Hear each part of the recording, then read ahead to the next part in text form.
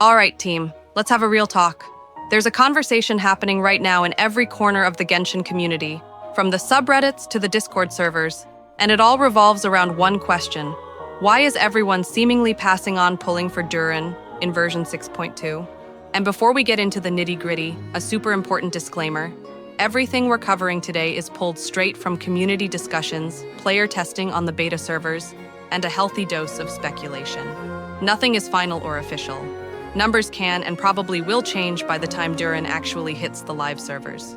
So, think of this as my analysis and commentary, not the ultimate final verdict. Buy 6,480 Genesis crystals with the 6.0 limited pack for only $79 at lootbar.gg. Returning users can also grab an extra coupon for up to 5% off. The link is in the description. And before I go, I've got a little celebration planned. We're creeping up on a big milestone here on the channel, 1,000 subscribers. To say thank you to this amazing community, the moment we hit that 1,000 mark, I'm going to be giving away 5 Welkin Moons to 5 lucky winners. That's 30 days of Primo Gems for each of you. All you have to do to enter is 3 things. 1. Like this video. 2. Subscribe to the channel. And 3. Comment down below with your thoughts on Durin. That's it. The winners will be announced in a community post once we hit the goal. So, on the surface, Durin looks absolutely incredible. He's probably one of the most stylish and ambitious pyro characters we've seen in ages. The dude is flashy, he's got this awesome dual form mechanic, his animations are a spectacle, and his lore has people hooked. The initial hype was real, but then, the theory crafters and testers got their hands on his kit and started breaking down his actual gameplay loop. And that's when the excitement started to curdle into, well, mixed feelings. For a lot of people, it turned straight into hesitation. So let's unpack this. What exactly is causing this cold feet? Let's break it down, point by point. The first and probably biggest red flag that popped up everywhere was his painfully slow pyro application. In a game like Genshin, applying your element quickly is everything. It's the engine that drives your biggest damage sources. Reactions like vaporize, melt, and overloaded. You need that element on the enemy fast and frequently to trigger those massive damage multipliers. With Durin, testers noticed his pyro application ticks at a rate of roughly once every 2.5 seconds. Now compare that to the gold standard for off-field units, which is more like every 1.25 seconds. That might not sound like a huge difference, but in the heat of a 10-second rotation, that gap becomes a canyon. If you're only applying pyro half as often, you are literally missing half of your potential reaction triggers. So even if his talent multipliers look absolutely insane on paper, and they do, in a real fight, a big chunk of that potential damage just evaporates because those sweet vape or melt reactions aren't happening consistently. The numbers on the screen end up being a lot lower than you'd expect. This leads us directly into the second major issue, his overwhelming complexity. Durin is not a pick-up-and-play character. You can't just press a button and swap out like you do with a Shangling or a Bennett. Oh no, he's got layers. He switches between a light form and a dark form.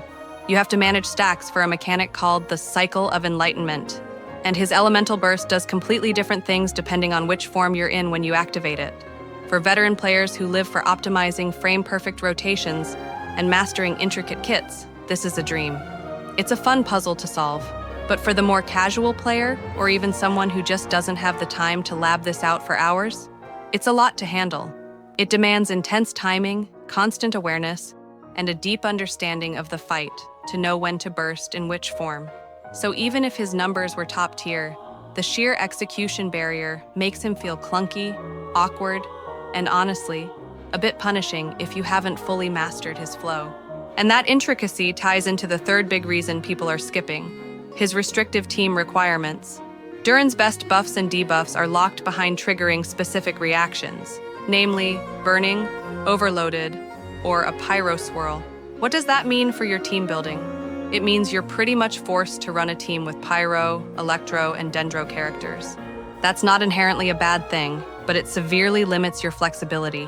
If you don't have strong, well-built dendro enablers or consistent electro applicators, Durin loses a massive chunk of his power budget. One of his passives, which lowers enemy elemental resistance, only activates when you hit burning enemies. So if your team can't maintain that burning status, you're just not getting that debuff. It's a bit ironic, honestly, because another one of his passives encourages you to build a ton of attack for a big bonus to his burst damage. But then his own kit forces you into reaction-based teams that might not synergize with a pure attack stacking build. For players who love flexible plug-and-play units, Durin is the opposite of that. Now we have to address the elephant in the room, Xiangling. Let's be real. Everyone wants to know if pulling for Durin means you can finally bench our beloved free 4-star chef.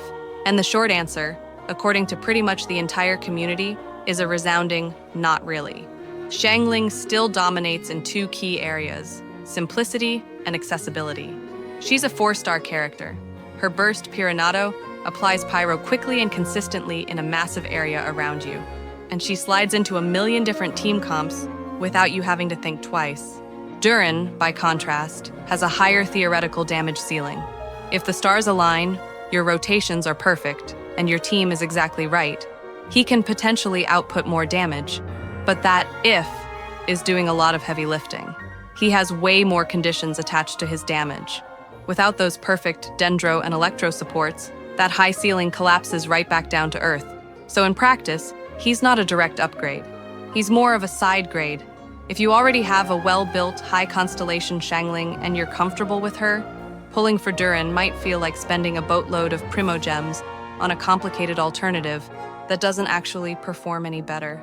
It also doesn't help that the community's expectations for him were through the roof. People were hoping for the next meta-breaking pyro god, a unit that could stand shoulder to shoulder with powerhouses like Arlecchino, or even outshine long-standing staples. But after multiple rounds of beta testing, the general feeling is that his raw burst numbers, even after they got buffed from roughly 410% to 460% in light mode and 440% to 480% in dark mode, still don't translate into top-tier damage in a real combat scenario. Why? Because of that reaction loss we talked about, and because of the downtime you have while managing his forms. His buffs to elemental burst damage and the scaling from attack are fantastic on a spreadsheet, but they can't fully make up for the inconsistent reaction uptime and the constant need to micromanage his entire existence. Then we get to the resource problem, his energy and build requirements. To put it bluntly, Durin wants a lot. His main scaling stat is attack, but you also need a hefty amount of energy recharge to make sure his burst is ready off cooldown. On top of that, you still need the standard crit rate and crit damage to make his big multipliers actually hit hard. And remember, if you're trying to lean into reactions to patch up his damage, you now need to also have your Dendro and Electro teammates built well enough to keep up with his slower application. That is a tall order, especially for free-to-play players or anyone with limited resources. You can absolutely build him to be strong, but he is not a low-investment character. For many players, that alone is a deal-breaker. They'd rather save their Primogems and resin for a unit that performs well, even with a more basic setup.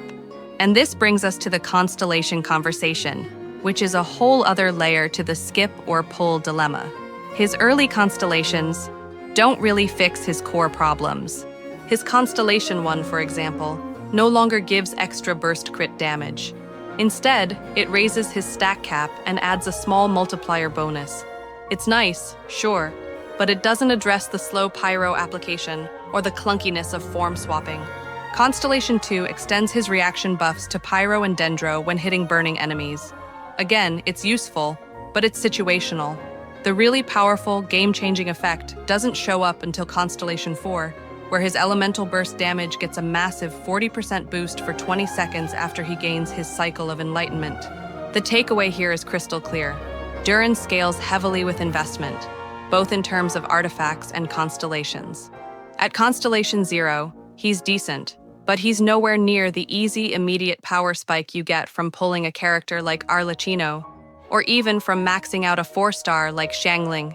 This means the whales and content creators will make him look absolutely incredible, but for the average player, his value feels much more limited. Finally, we have to talk about the bigger picture, risk versus timing. We're heading into a patch cycle that's absolutely packed with highly anticipated reruns and new limited units. Spending your hard-earned Primogems on a character who is this conditional and this demanding feels like a big risk when you know that versions 6.3, 6.4, and 6.5 are likely to bring back fan favorites, or drop anniversary banners that are completely busted. We've seen this story before. Remember the caution when other characters like Dahlia released? People held back because they didn't want to commit to an uncertain kit. That exact same cautious mindset is taking over with Durin. Now, with all that said, let me be perfectly clear. This does not mean Durin is a bad character. Not at all. If you are a player who genuinely enjoys complex, high skill ceiling characters with layered mechanics, and you already have a stacked roster with the perfect Dendro and Electro supports ready to go, then Durin can absolutely perform well. Mastering his dual form gameplay will be incredibly satisfying, and he offers something truly unique, both visually and mechanically. But if you're newer to the game, if you're missing key supports, or if you just want a powerful pyro unit that works effectively right out of the box with minimal fuss, then it's completely understandable why so many players are looking at Durin and deciding to skip him for now. So, to sum it all up, players aren't skipping Durin because he's weak. They're skipping him because he asks for a huge amount of investment, team-specific support, and player skill, just to reach a level of performance that other, simpler characters can achieve more easily and more reliably. For most players planning their pulls strategically, that's just too many hoops to jump through. But I want to hear from you. What's your take?